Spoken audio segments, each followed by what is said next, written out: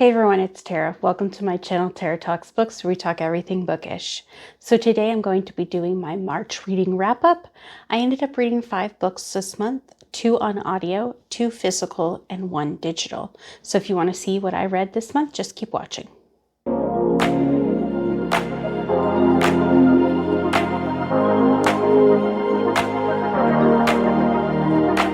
The first book I read is Carrie Soto is Back by Taylor Jenkins Reid. This one is a historical fiction, and I did give this one a 4.5 stars.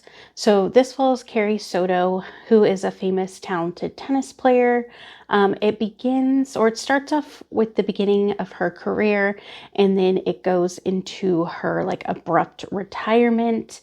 And the majority of the book focuses on her comeback back into tennis. She feels that she needs to come back and maintain her titles, because she kind of feels if she doesn't do that, then what does she have? Because tennis was her life. And so it kind of goes from there. I really enjoyed seeing Carrie grow as a character throughout this book. It kept me intrigued to see how the story would develop.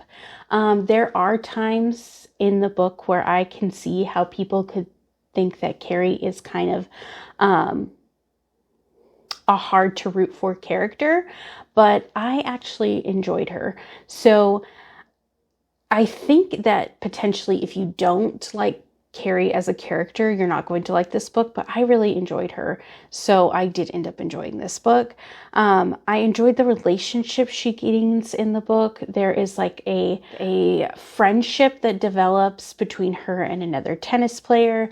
And then there's a potential other friendship that develops, or relationship potentially, and I liked that aspect of it. And I did enjoy her relationship with her father, which I felt was a really important aspect of the book, even though at times throughout the book it was a strained relationship. So I really did enjoy that aspect, or those aspects of it. I will say I can see again why people think that Carrie Soto is a hard to root for character, because she comes off as I want to say abrasive, but that's kind of how she feels she has to be in this tennis world. And then you really just see this growth and this change throughout her in the book. And I really loved that aspect, which is why I gave it a 4.5. It was almost a 5 for me. I just felt, I don't know, there was an emotional aspect that I found in all the other Taylor Jenkins Reid's book that I just didn't feel was there in this one. Maybe it just didn't personally connect for me like the other ones did. But again, a 4.5 is still a high rating. I really did enjoy this book. So there's one quote in the book that I really just love that kind of just shows the relationship between her and her father. And it's towards the end of the book, but it says, "It is my responsibility to take care of myself, I tell him. Whether I win or lose, that's on me." My father shakes his head with a smile. It will never matter, he says. Whose responsibility is what? My heart hurts when you hurt, because you are my heart. And I thought that was beautiful. I also tabbed up a few more. So this is about her comeback into tennis, as she's kind of towards the end of her comeback. But she said, "You could not pay me enough to go back to being 17. When I was 17, my talent was all potential and no proof. The world was a giant set of unknowns, barely any past to pull from." And I just really liked that, because this kind of just shows her age and just how she's grown and developed as a person. And I just liked it. I just really thought that quote was impactful, I guess, at least for me. Next book I read is Rock Bottom Girl by Lucy Score. This one is a contemporary romance, and I ended up giving it a 4-star. So this follows 38-year-old Marley, who's down on her luck and moves back to her parents' house in her small hometown. She's in need of a new start, so she takes a temporary position teaching and coaching the girls' soccer team. So she ends up seeing Jake Weston, who was the high school bad boy, and now he's a teacher at the high school that she's subbing at, and he also coaches as well. And the rumor mill starts up that they are dating, and then they are both called into the principal's office to sign like a waiver or something saying like, hey, they're dating. And so they're kind of like forced to fake date to avoid like any mishaps basically with their jobs. So it goes from there. Obviously, tropes are fake dating. I did enjoy Marley's like assistant coach and her high school best friend. I can't remember her name off the top of my head, but she was a lot of fun. And there are definitely some like funny moments that, or funny lines that she was a part of that I enjoyed. I also loved the girls' soccer team when they started like working together. They gave Marley a makeover, which I thought was just so sweet. My only like qualm was she was supposed to be 38 and she still thought much younger, in my opinion. So that's kind of why I didn't give it a 5-star and it stayed at the 4-star range, is because I just thought like some of the things that she was saying and thinking felt younger than her 38 years old. So that's just my opinion. But overall, I did, like I said, I did enjoy it. I did end up giving it a 4-star, and that was my first Lucy score, and I definitely want to read more from her because everybody says that Things We Never Got Over by Lucy Score is, that has read both. That one is much better. So I definitely want to try that one. The next book I read is The Heiress Gets a Duke by Harper St. George. This is a historical romance, and I did end up giving this one a 4-star as well.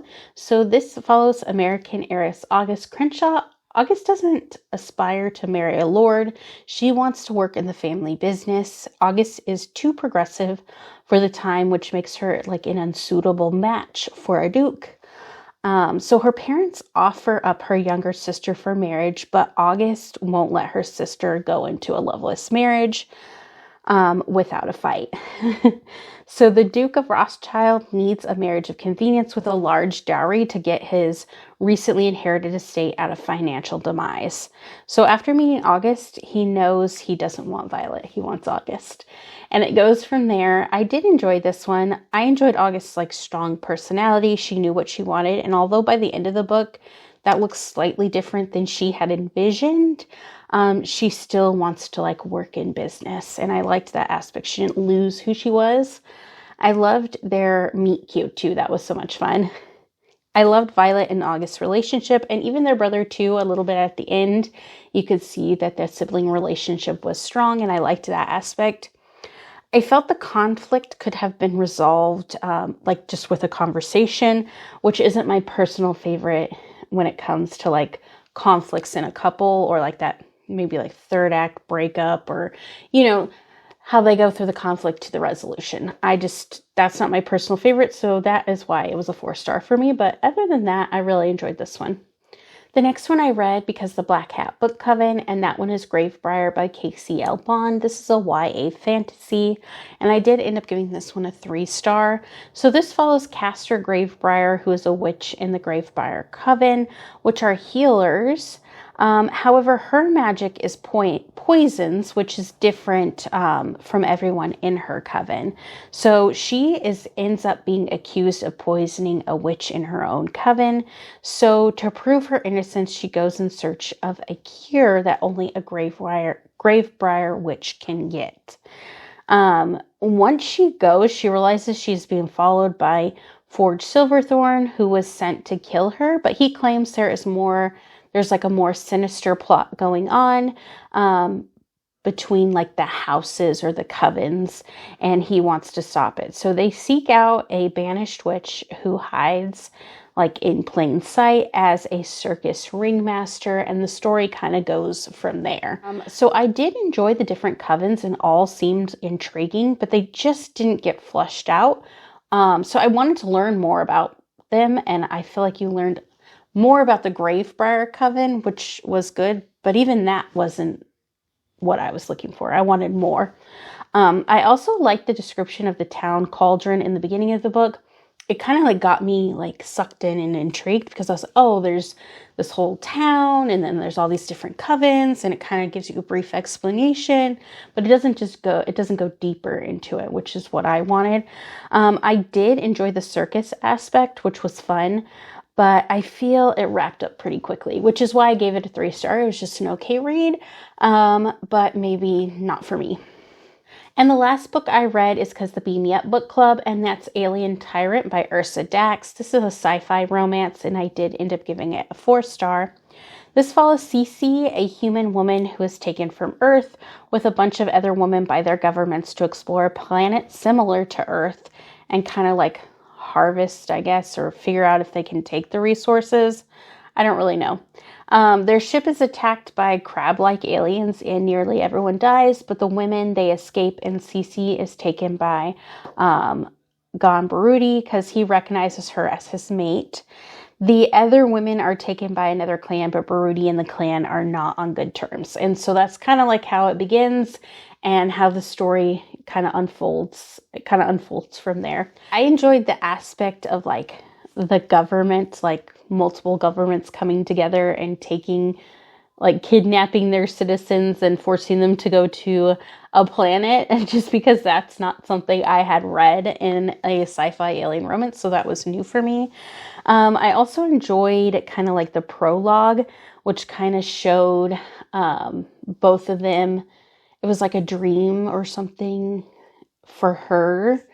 Anyways, it showed why they were fated mates, so I thought that was good. And then I also loved how Baruti knew Cece would want to get to her people, even though like they couldn't communicate with each other. Once he knew that they were taken, he knew that Cece would want to get back her people if they had survived. So she doesn't know that they survived, but he does. And even though they can't communicate, he knows like, oh, I've got to help get these people back because my mate will want them. So yeah, I really enjoyed it. Some of the tropes are obviously language barrier, alien romance, and fated mates, and it is a spicy one. So definitely check it out if you enjoy alien romance. So those are all the books I read during the month of March. Let me know your thoughts in the comments below. Like and subscribe if you'd like to. Bye!